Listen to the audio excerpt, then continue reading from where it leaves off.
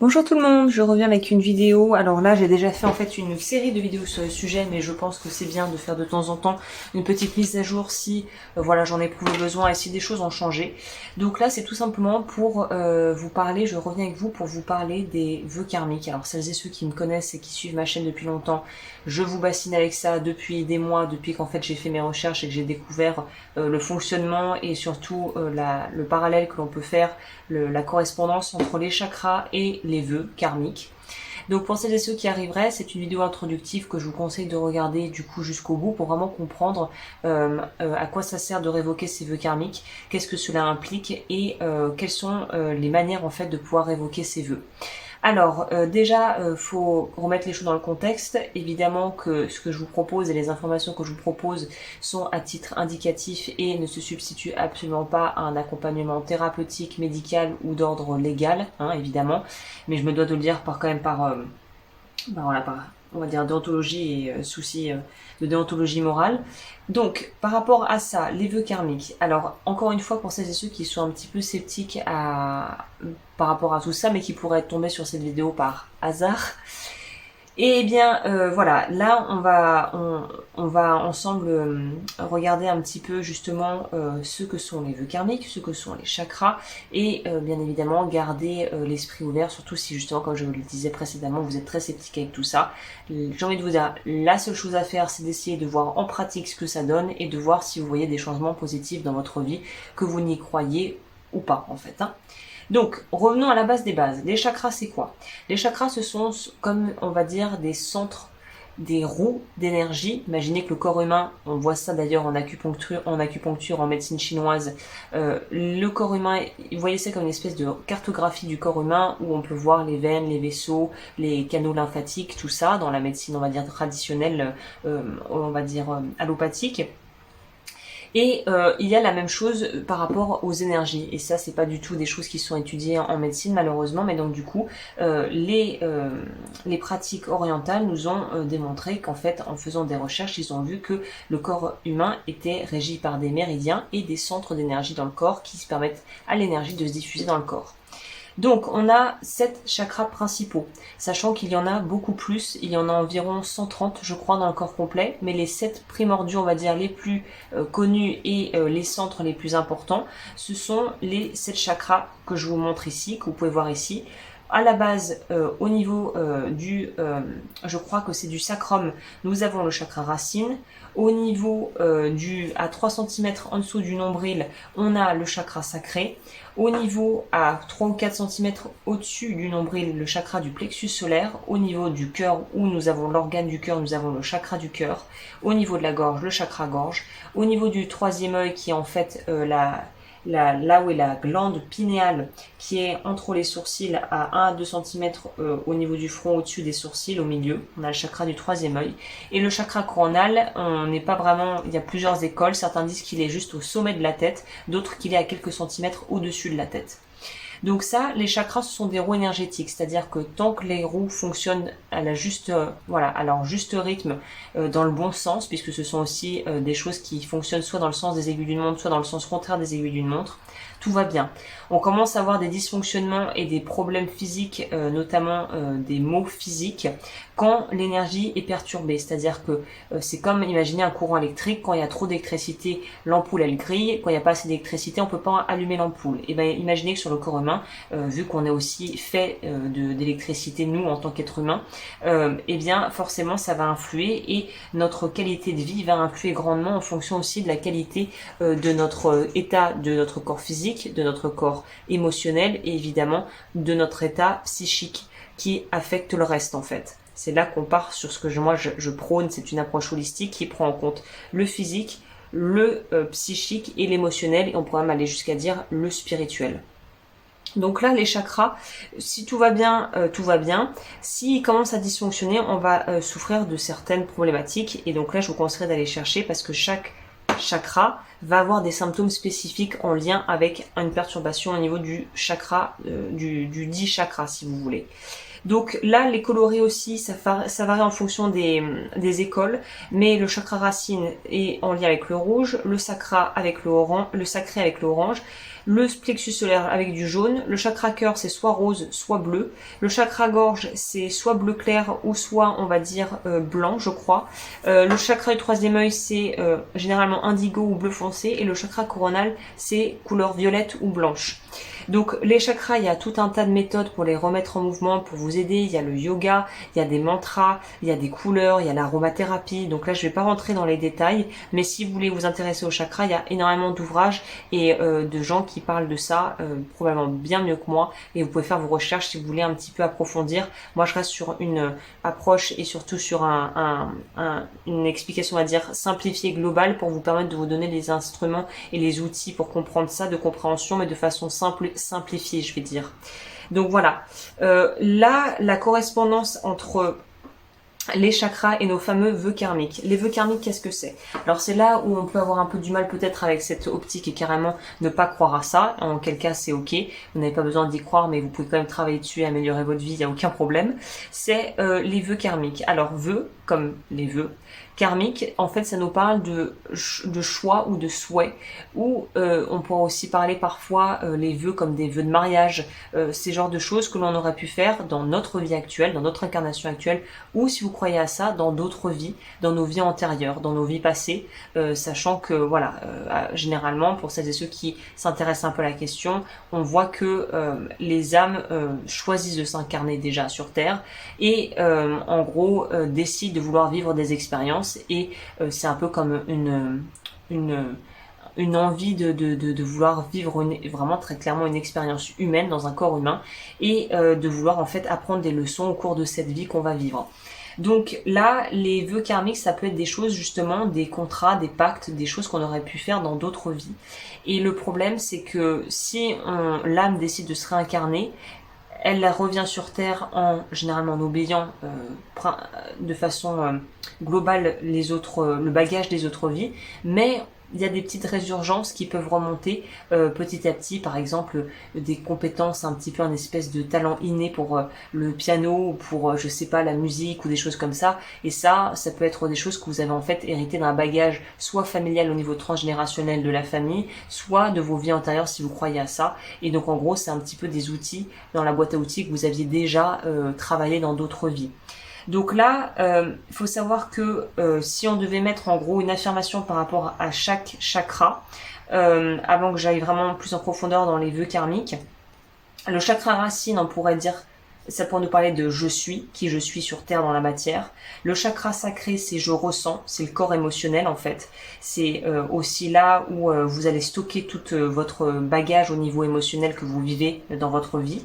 Le chakra du plexus solaire, c'est en lien avec l'action, je fais. C'est là où il y a vraiment votre pouvoir personnel, votre, entre guillemets, réserve d'énergie et d'envie d'aller de l'avant et de drive d'aller, de croquer la vie à pleines dents. L'enfant intérieur est dans le chakra sacré pour celles et ceux qui ont des notions de psychologie, je crois. Le chakra du plexus, comme je vous le disais, c'est le pouvoir d'action, le pouvoir de mise en action, en gros, l'envie de vivre. Le chakra du cœur, c'est en lien avec l'amour de soi, l'amour des autres, les relations, pas que sentimentales, hein, l'amour de son prochain, tout ça. Le chakra gorge, c'est je parle, sa capacité à pouvoir communiquer clairement ses besoins, à pouvoir s'exprimer, à pouvoir respirer, à pouvoir aussi évacuer des choses à travers la parole ou des activités créatives et artistiques. Le chakra du troisième œil, c'est en lien avec le fait de pouvoir voir, je vois, mais de voir avec les yeux entre guillemets spirituels, c'est-à-dire de voir au-delà des apparences, au-delà de la matière, au-delà du mental finalement, au-delà de ce que l'esprit peut comprendre, mais de vivre et de voir les choses de façon, c'est là qu'on dit intuitive, et justement, les personnes qui travaillent dans mon domaine d'activité ou les énergéticiens et les médiums ont justement travaillé à développer leur capacité de pouvoir utiliser ce troisième œil en fait, le chakra du troisième œil. Et le chakra coronal en lien avec la compréhension, encore une fois la compréhension qui nous relie au divin, au spirituel, à quelque chose qui dépasse la matière et qu'on ne peut pas quantifier ou voir avec nos yeux d'humain en fait. Donc c'est plutôt quelque chose qu'on peut en fait ressentir en nous, dans notre âme on pourrait dire. Le lien entre les chakras et les vœux, donc les fameux contrats ou pactes contraignants ou des promesses qu'on aurait pu faire dans d'autres vies, ou peut-être aussi dans cette vie-ci, ça va être en corrélation finalement avec chaque chakra. Donc avec le chakra racine, on a le vœu de pauvreté qu'il faut révoquer. Le chakra sacré, on a le vœu de chasteté. Le chakra du plexus solaire, on a le vœu de sacrifice. Le chakra du cœur, on a le vœu de célibat. Le chakra de la gorge, on a le vœu de silence. Le chakra du troisième œil, on a le vœu de souffrance. Et le chakra coronal, on a le vœu d'obéissance. Il faut savoir qu'il ne faut pas prendre les choses au pied de la lettre au niveau de la terminologie et des mots utilisés. C'est pas parce que vous révoquez votre vœu de pauvreté que vous allez uniquement travailler par exemple sur l'aspect financier de votre vie si vous avez des difficultés et que c'est quelque chose de cyclique, de répétitif ou que vous vous trimballez en gros de vie en vie ou même de génération en génération dans une famille. Le vœu de pauvreté va nous parler justement de tous les problèmes en lien avec le chakra racine, une difficulté à matérialiser ses projets, une difficulté à vraiment se sentir vraiment dans sa vie, à sa place, acteur ou actrice de sa vie, des difficultés au niveau relationnel et des difficultés à recevoir, pas que de l'argent, mais aussi peut-être les compliments, la valorisation ou des gens, de l'aide de personnes bienveillantes autour de vous.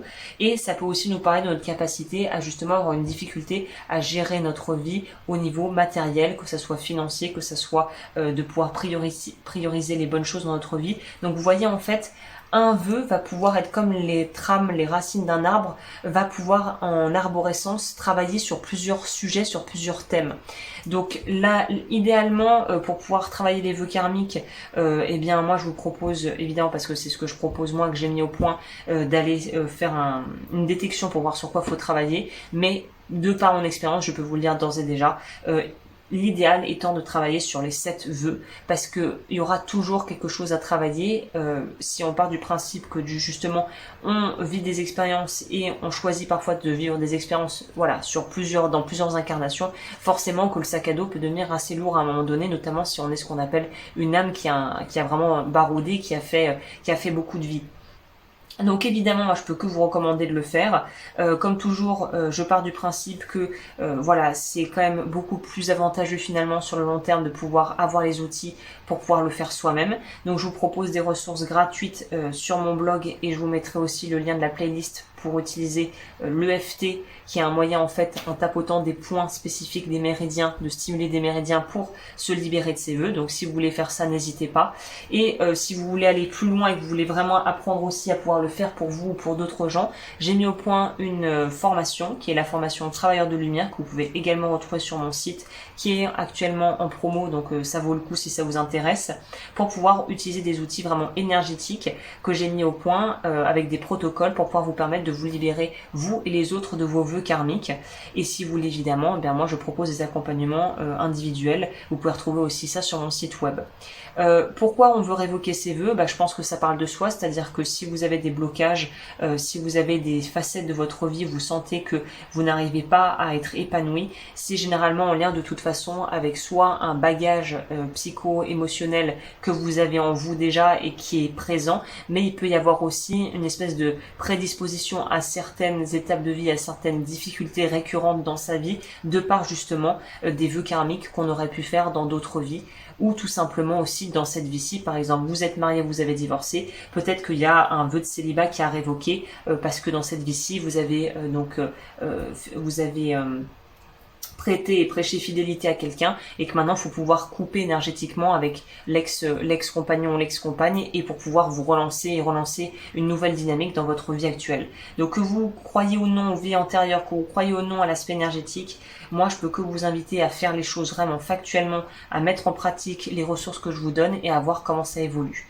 Voilà, il faut savoir aussi, petite parenthèse, et d'ailleurs je bouclerai là-dessus, évidemment quand on travaille sur ça, on va vraiment déloger des vieilles croyances, on va faire parfois remonter des choses passées pour s'en libérer, donc c'est pas forcément la croisière s'amuse, hein, soyons honnêtes, quand on commence à travailler là-dessus, c'est pas obligatoire, hein, vous n'allez pas impérativement avoir des désagréments soit physiques, soit relationnels de par le fait que vous êtes en train de travailler des choses en interne, mais ça peut arriver. Il faut être aussi conscient justement des effets indésirables qui peuvent se présenter, qui n'arrivent pas à tous les coups, mais pour avoir fait quand même pas mal de révocations de vœux pour des gens, ça arrive. Le principal, c'est fatigue. Ça peut être des symptômes physiques passagers. Évidemment, j'insiste sur le mot passager, c'est-à-dire que si ça dure plus de 3 jours, évidemment, allez voir votre médecin traitant ou votre pharmacien ou votre naturopathe.